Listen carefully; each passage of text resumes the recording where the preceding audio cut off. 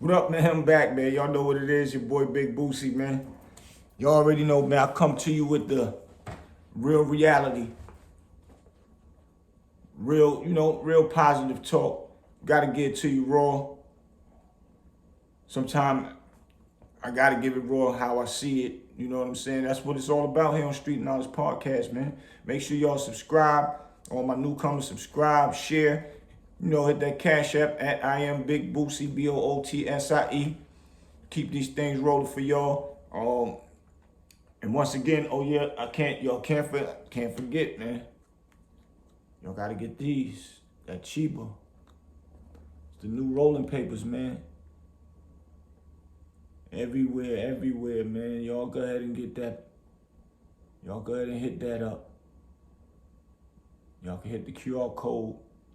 Take y'all right to the IG. Y'all get all the information, man. Y'all can get them by the boxes.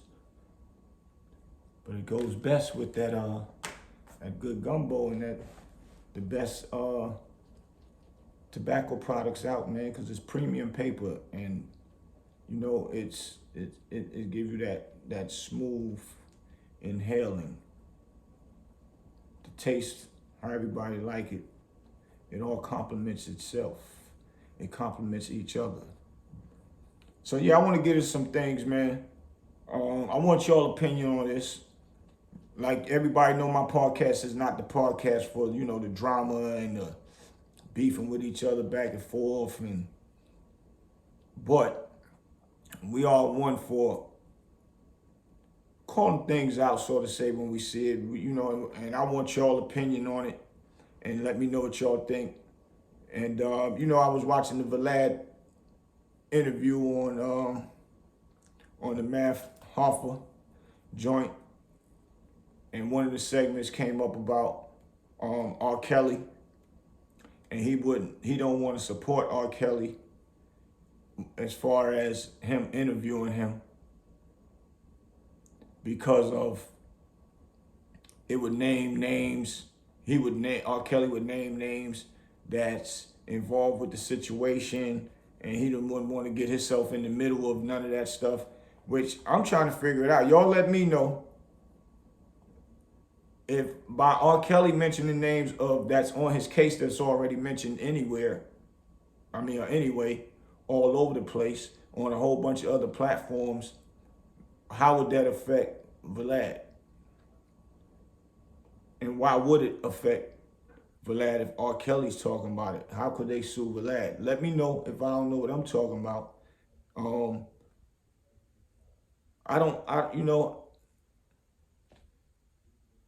looking at it in the aspect of that could be a way to help a brother that's locked down with people lying on him.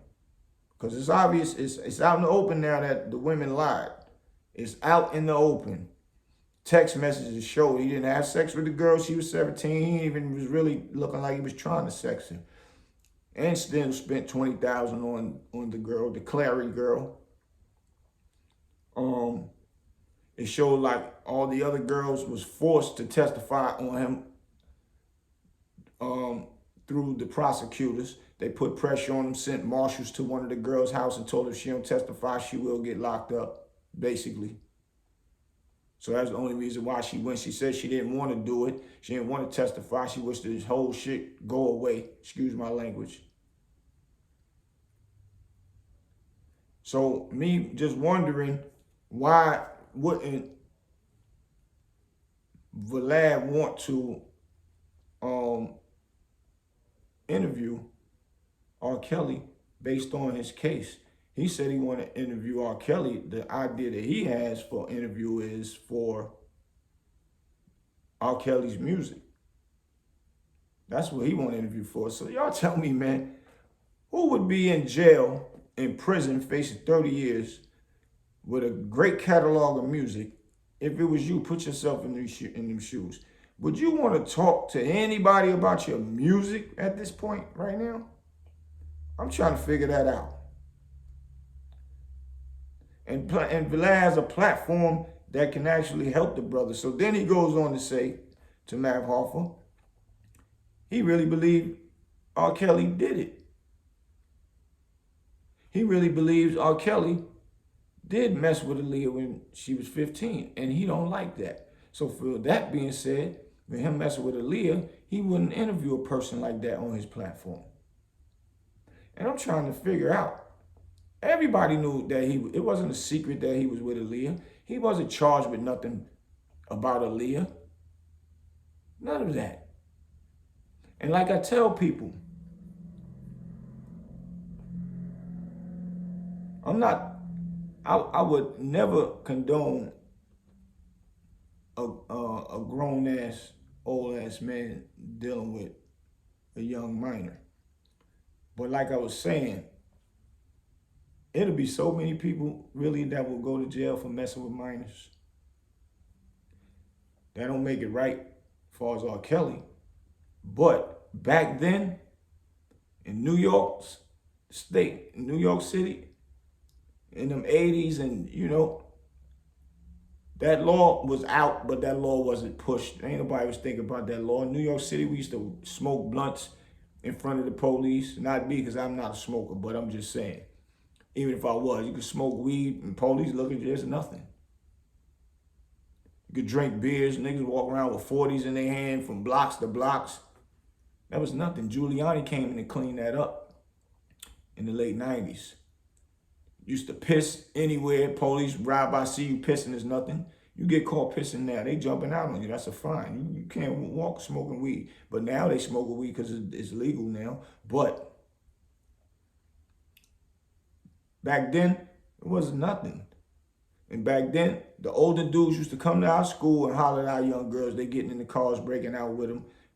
Got their girls coming, the young girls coming to see them, standing on the corner with them, hugged up, chilling. Young girls, like R. Kelly was and Aaliyah.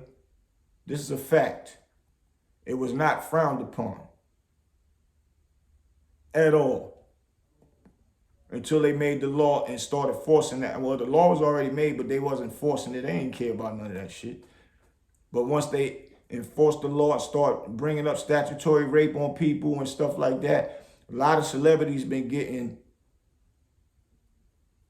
chastised and been getting the bad end of the stick, more likely because their face is out there. But let it be a regular person out here with a minor, they don't care unless the parent bring it up and get them locked up. Not saying that is right. I'm just saying it's going on out here.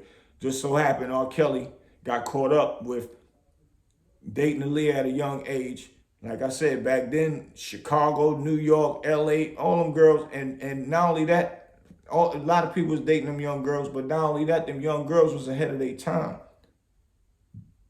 City girls is ahead of their time. Their conversation is ahead of their time. The average woman is smarter than men early age anyway. So when you come up in them cities and you are actually learning these things fast from grown-ups at an early age, outside early age, it was not thought about.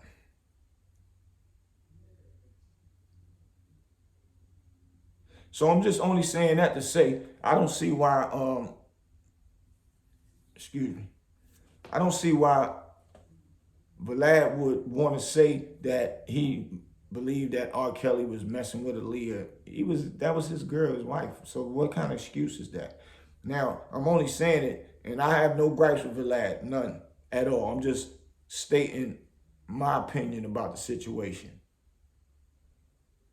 This is not no beef thing to Vlad or nothing. I want to speak in general because I'm a black man, and I want him to understand my point of view of a black brother that's locked up for something that he didn't do. I want him to understand my point that if you can interview our other guys, and I was always the guy rooting for Vlad in the aspect of people saying he the police. Every time somebody get up there and go on Vlad, they go to jail.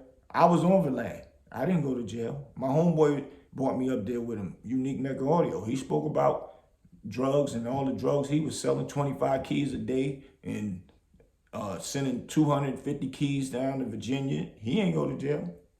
You know why? Because he know he can speak on it because he did his time for it already. Now, my thing is, other guys that come up there, if they not saying, I mean, if he asked them a question, first thing they supposed to say, if he asked them a question that's inappropriate, first thing they supposed to say is, I don't want to answer that question. I can't talk about that. So he can't be the police if you don't talk police talk. It's just like getting caught and the real police got you.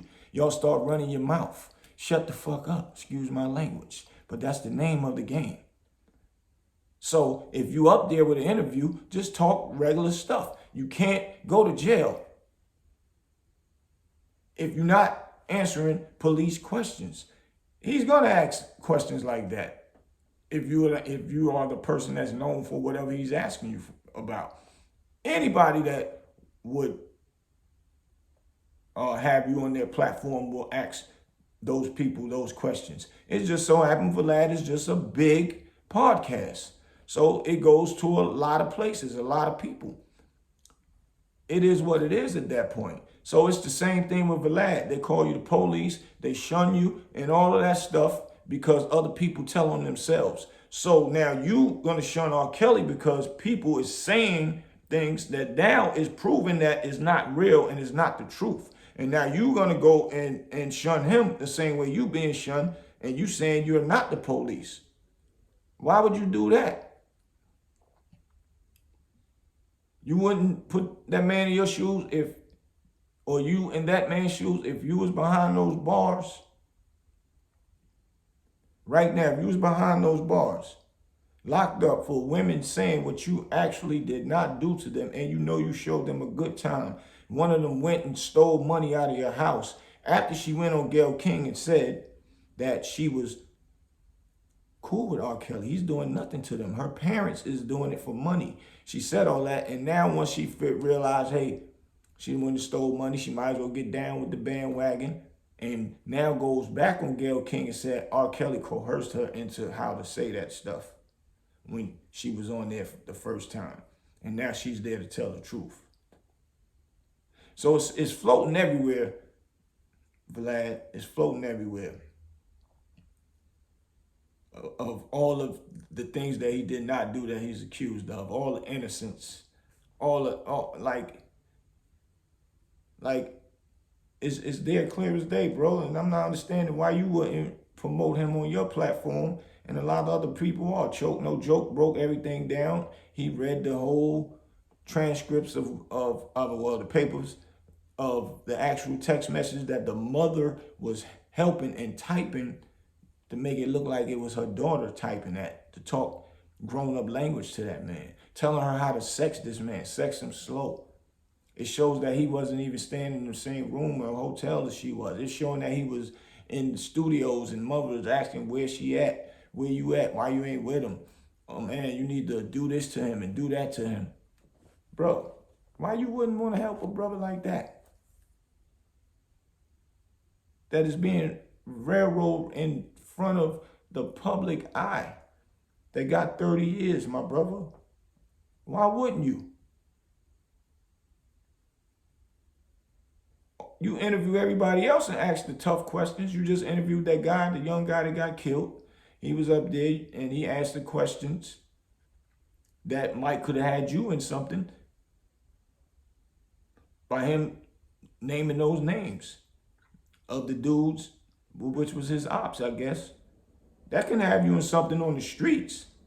I'd rather have something in the court, somebody suing me, than me interviewing somebody and they get mad at me and then they want to come do something to me for me even letting a person that I interview talk crazy on my platform. And then I got to walk around out here.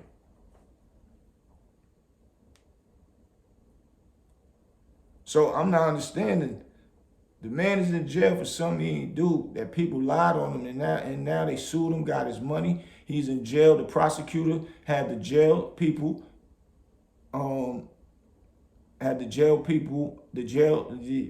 COs in there, the COs,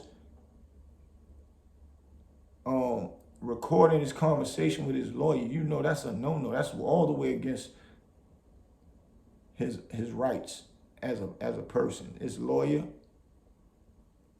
client confidentiality.